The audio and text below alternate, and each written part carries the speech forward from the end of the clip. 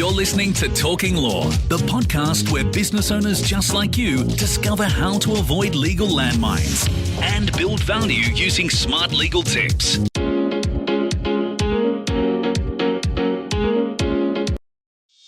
Hi, it's Joanna Oakey here and welcome back to Talking Law, a podcast proudly brought to you by our commercial legal practice, Aspect Legal.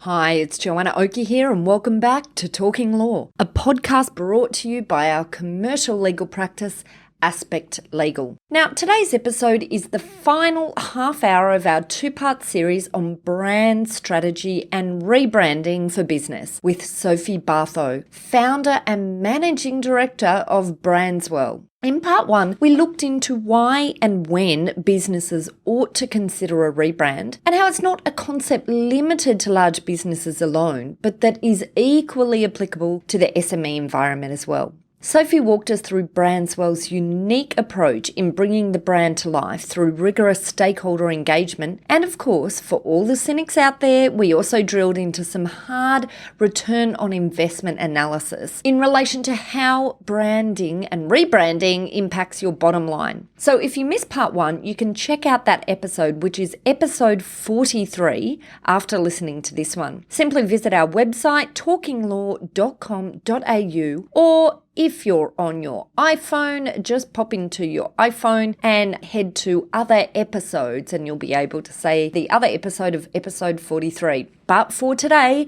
we have an insightful discussion lined up for you. So today we run through some rebranding success stories. And on the flip side, we also talk about what can go wrong when branding isn't done right. So here we go. We've talked in the past about a number of examples of businesses that you've worked with. Maybe if you can share with our listeners some of those good news stories of the long-lasting impacts that have been created by this process that you've just been speaking to us about. Would love to. Look, one that comes to mind is Prosperity Advisors. And I love this story because it has stood the test of time. So back in 2004, they were a small accounting firm called Sned and McEwen. They had evolved, they had grown, they had some very big ambitions for becoming a national brand. They had also been through an acquisition. So they came to us and we went through that process I've described of rigorous stakeholder engagement, and they rebranded and became known as Prosperity Advisors. Now that's 13 years on and the brand is still, as I said, standing the test of time and has taken them on that journey of growth that they set out on. Another different example is a business that came together back in, again, it was actually 2004, and they were 5 state-based courier businesses, but they recognised that to be able to compete with the large transport providers, they needed to demonstrate a national offering. So 5 state-based courier companies coming together under a federated model, and we rebranded them as Australian National Couriers. But the marketplace evolved and things like technology came into play. So couriers were becoming less and less in demand. So we recognised in 2012 that the business strategy needed to evolve and the focus was becoming off small items and paper-based movement of goods to bulky goods such as furniture and basically anything that the internet couldn't deliver. So we needed to remove the word courier from their brand, but the acronym ANC had already taken hold within the business, both internally and externally, is what we found when we did the stakeholder review. So we retained the acronym ANC, but we needed to position it accordingly with the right URL and also a statement. So they then evolved to ancdelivers.com.au with the positioning tagline, your integrated distribution partner. So that's a long journey of 3 rebrands in the last 13 years, but also building consistency and building on the heritage and the history of the brand throughout that journey. So sometimes it's not a complete start again. It's about, respecting, what has gone on before. It's fascinating. Obviously, your career example shows as well the importance of being nimble in business and continuing to innovate. But I love that this then also requires the reflection of how do we reflect this in brand. So it's not just innovating in our services, it's now then how do we continue to reflect this through perhaps a changing brand? Yes, and also then through all your communications. Once the brand strategy has been crystallised and defined and you start bringing that to life in the brand identity, then it needs to flow through in all your marketing channels. And they're constantly moving as well. And, not all businesses need to be on all the digital channels, but it's also critical to pause and make informed decisions about what is and isn't worth investing in. Look, another part of our process that we haven't touched on is we look at the marketplace, but we also do a very rigorous SWOT. And, my recommendation is always you need external people to facilitate this process because you need that objectivity to really question and challenge and sometimes say what needs to be said but you don't want to hear. Sounds like you've obviously got some examples in the back of your mind. I don't know if there's any you can talk about, but where it's been a bit of a process to get people down this path where perhaps they wouldn't go through the whole process on their own. Yes. Look, a lovely example is a medical research institute we worked with, and they were 20 years old. And when the chairman and CEO approached me, they explained that they had been trying to rebrand for 20 years. Oh, wow. But had consistently failed because they couldn't get everybody on the same page. And when we used our methodology of the very thorough stakeholder engagement, we arrived, at a board meeting where we presented one name for that future organisation and it was unanimously adopted.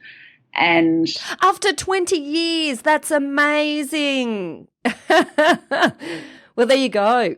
The result of an inclusive process. We know it works. And it doesn't mean it's not challenging. There were some people that were very uncomfortable because we were also setting the organisation up for the future. And for some of them, they felt we were being a little bit too bold and ambitious.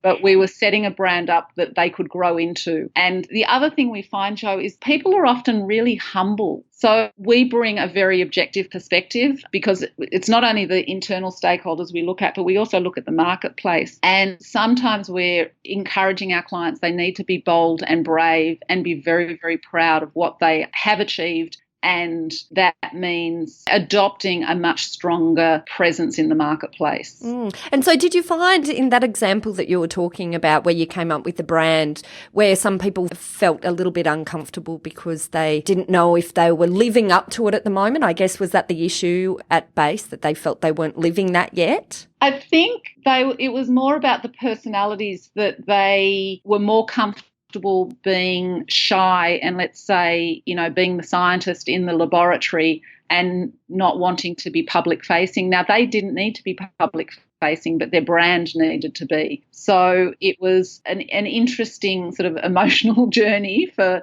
everybody to recognise that, this is your role and this is what you're producing and delivering and contributing to the organisation. And then this is the brand that can represent that organisation in the marketplace. And, this was a very interesting one because they were also needed to be represented internationally because, of course, med research is not just happening locally. I'm interested in the outcome then. Did you feel like the new brand then also helped embolden them personally as well? Was that any outcome of the process? Yes, it's been lovely watching this client evolve, and they were the Prince of Wales Medical Research Institute, and that was the name that they adopted when they came into being purely because of their geographic location. They were based next to the Prince of Wales Hospital, and yet they had a very specialised area of medical research, and that was neuroscience. So their new name that they adopted back in 2008 was Neuroscience Research Australia. Now, being an Australian brand, we knew it would be shortened and we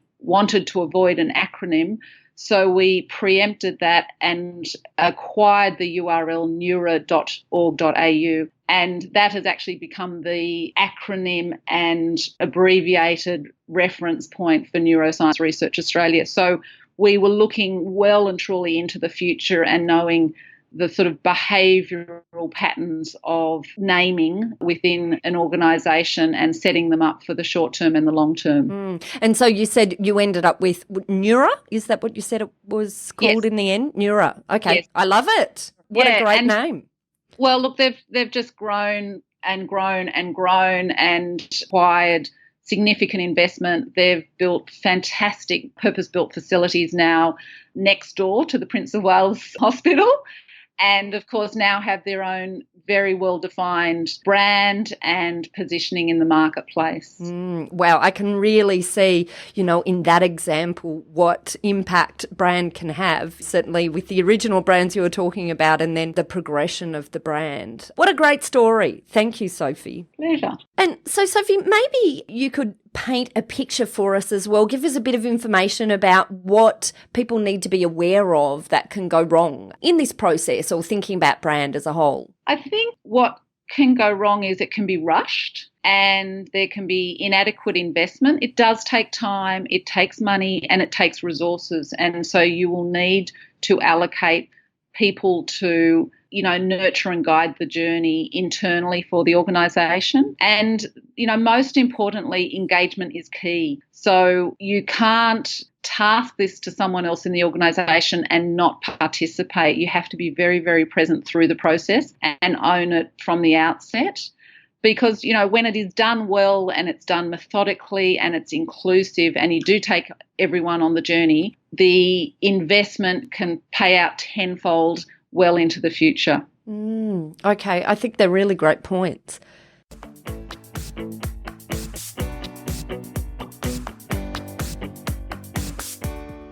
Let's take a short break. When we come back, we'll talk about the common practice of using names of partners, founders, and individuals in your brand, when it's appropriate and when it isn't. We also go through some key questions to consider to identify whether or not your business needs some rebranding. And finally, we close this episode out with some tips from the legal perspective and with details on how to contact Sophie if you're interested to know more about this area. And that's next. I'm Joanna Oakey and you're listening to Talking Law, a podcast brought to you by Aspect Legal.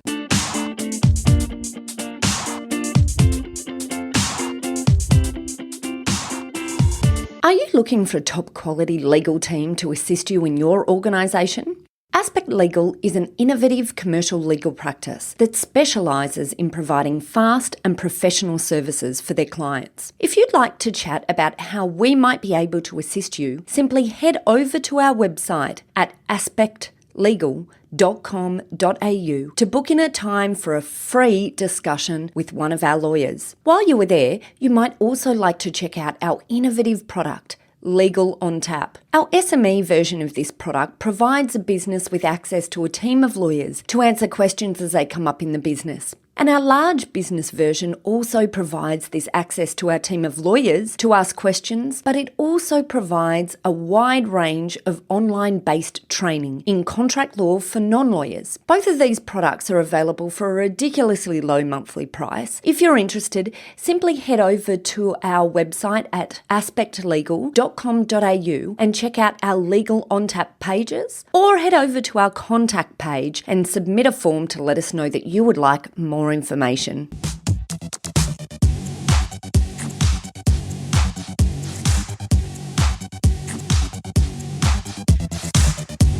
If you're a professional involved in business, sales and acquisitions activity, for example, if you're a broker or an accountant or a business consultant, or if you're a business owner looking to expand by acquisition, or you're building to sell your business in the future, check out Talking Law's sister podcast, The Deal Room. Together with Talking Law, these are now two of the top legal podcasts in Australia. The Deal Room podcast contains information, interviews and tips and tricks relating to the world of business, sales and acquisitions. We love this area of law and thought it was high time we took some of our specialist knowledge and shared it in a commercial context, rather than just talking about legal stuff on its own. We release new episodes every Tuesday. You can listen to our episodes on www.thedealroompodcast.com or you can subscribe to the Deal Room podcast on iTunes to be the first to know when a new episode is out. Just type in the search panel in iTunes, the Deal Room podcast.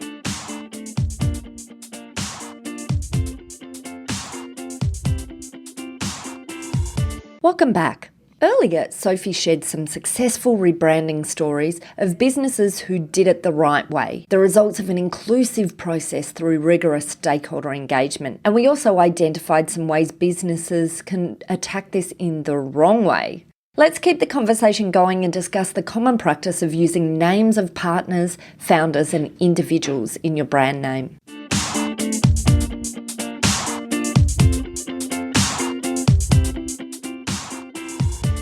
I'd like to just circle back a little bit. I was really interested when you were talking about your work with prosperity, and many of our listeners to this podcast are accountants and accounting practices. So it'd be really interesting to drill into this a little bit more, because many organisations, so accounting practices are one of those types of industries that have an approach of using names, the names of the partners in the branding of their practice. And of course, the practices then evolve over time. Do you have anything to talk about in relation to the concept of branding with the name of partners or individuals involved in the business versus a more generic brand that can encompass lots of things other than just the names? I think, Jo, it comes back to what are their ambitions and their vision for the future.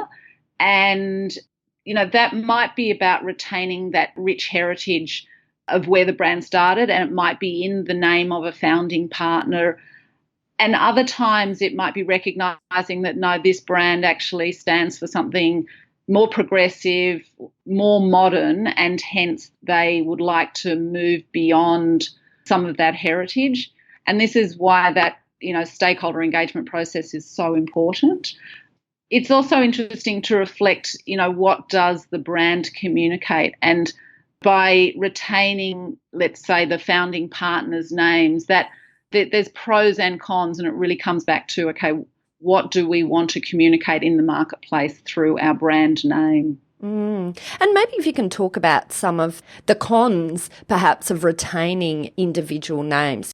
One of the perspectives that I have is that I often wonder to what extent a brand that is built on an individual's name allows staff within that organisation to feel included. That's often an interesting thought that I have going on in the back of my mind. I'm not sure how you see that play out, or whether or not you see any particular impact on staff from moving from a brand that is focused all around one or a couple of particular people's names.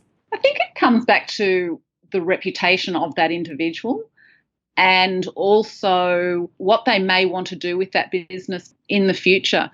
So if the whole business has been built around an individual's reputation, it can be more difficult to extract that individual out of the organisation. When you use an individual in an ambassador role for a brand, it can be very, very powerful, but it can also be very detrimental if that individual does something that tarnishes the reputation. And there's plenty going on in the media at the moment around well-known people who have behaved badly. There's an awful lot to consider about, is an individual's name relevant and worthy of representing your brand? I guess also if we're future facing, then we also need to think clearly about if we're building a business for a sale in the future, to what extent does an individual's, inclusion in the brand maybe impact the impression of potential buyers? I guess it depends what business it is, but maybe that also has an impact on potential buyers into the future. Yes, and I think I had an interesting one just recently where, in this day and age of the ease and to be critical of a brand and then publish your experiences, online, one of our clients whose personal name is in the brand received some negative feedback on Facebook. And of course, they took it very, very personally. We had to remind them they were actually talking about the product. not them as an individual. And so they're starting to experience some of the downsides of having their personal name representing their product. Oh, look, it's very interesting, particularly for the accounting industries, the legal industries as a whole, where this is perhaps a little bit of a new movement, the movement to the lack of inclusion of personal brands in the name of the organisation itself. But certainly good questions for organisations to be thinking about and considering. So what action tips do you have then, Sophie, for businesses who might be considering a rebrand? It's really a series of questions. And the first one is, do you feel proud of your brand and your culture and your business? And, some examples might be when you hand over your business card or refer people to your website, do you have that inner cringe? And, perhaps you even say, oh gosh, we need to refresh this, but handing over your business card without that sense of pride. Are you clear on your direction? And most importantly, are other people clear on your direction? And that might be the shareholders, it might be your staff and also your customers. And does everyone understand your core values? And I mean deeply understand them. Why, those core values represent the organisation. And I guess part of that then is the senior management also understanding the core values, because sometimes the owners of organisations, senior management, aren't also clear on core values, particularly in an SME context. So I guess in that sense, maybe it starts with identifying first, really identifying those core values and then, as you say, ensuring that they're understood and reflected. Yes, part of our methodology, the core values are actually the foundation of the brand, and that is the starting point. And often we'll go in and, they'll say, oh, here are our core values. In talking to people and hearing stories about their experiences with the brand, sometimes those core values can evolve slightly and sometimes they can be completely revolutionised. But we need to be able to demonstrate those values in the stories and the experiences behind the brand. Any other last action tips there that you have? I think the last one is, are you building a business or are you building a brand? And building a brand which has reputation, influence and value that is, not just a transactional institution, but really resonates emotionally with your stakeholders. This is fascinating. I'm so glad you came on today. I think there's clearly so much involved in this branding that many elements that I'd really not even thought about before. So you've really shone a light, Sophie, on this whole area for us and given us a lot to think about, I think. That's it. It is a deeper topic and a much deeper experience than just creating a nice little logo and putting it on as many marketing and merchandising areas as possible. But the deep dive experience is really, really fun, and it creates a solid foundation for that ongoing success and longevity of the brand. All right. So, Sophie, if people want more assistance in looking at their brand and potentially if they are considering a rebrand themselves or for their organisation, how can they find you? They can email me, sophie@brandswell.com. They can Google me, of course,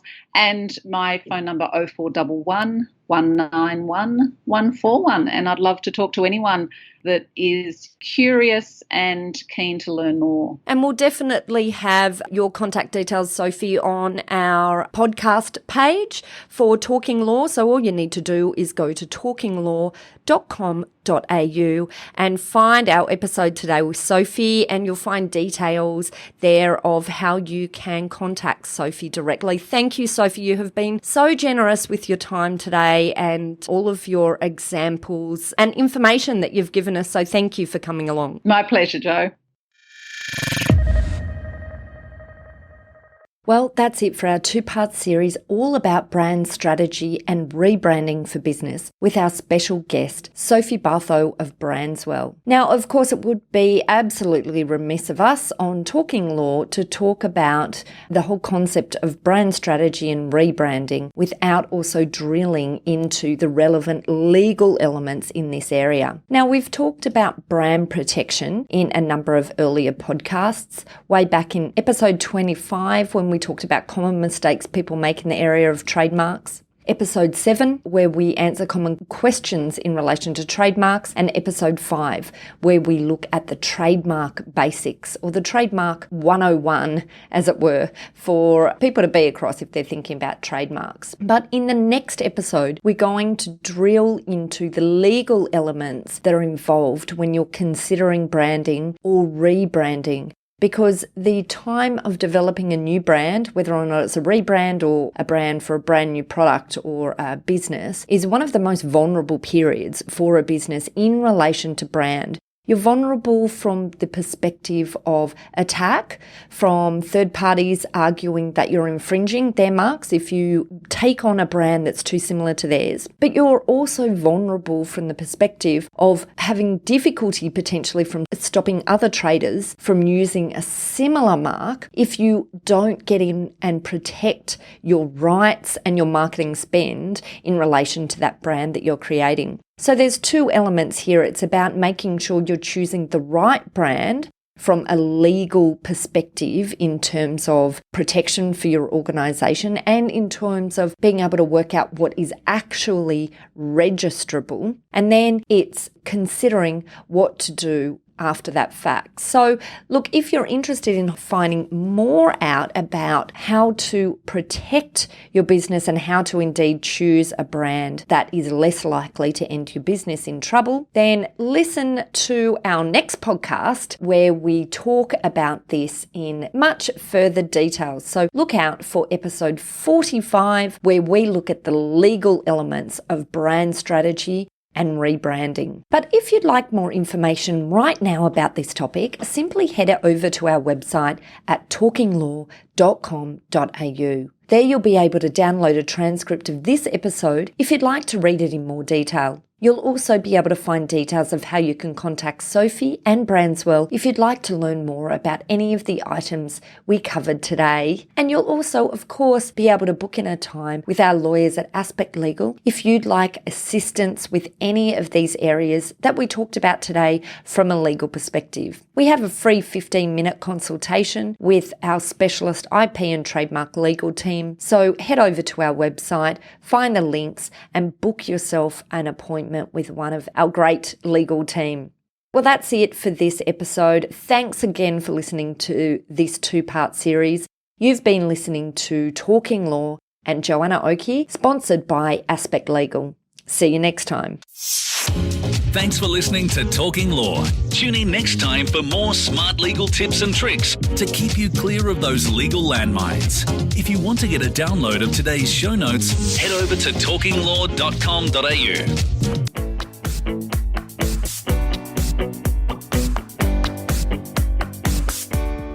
Are you looking for a top quality legal team to assist you in your organisation? Aspect Legal is an innovative commercial legal practice that specialises in providing fast and professional services for their clients. If you'd like to chat about how we might be able to assist you, simply head over to our website at aspectlegal.com.au to book in a time for a free discussion with one of our lawyers.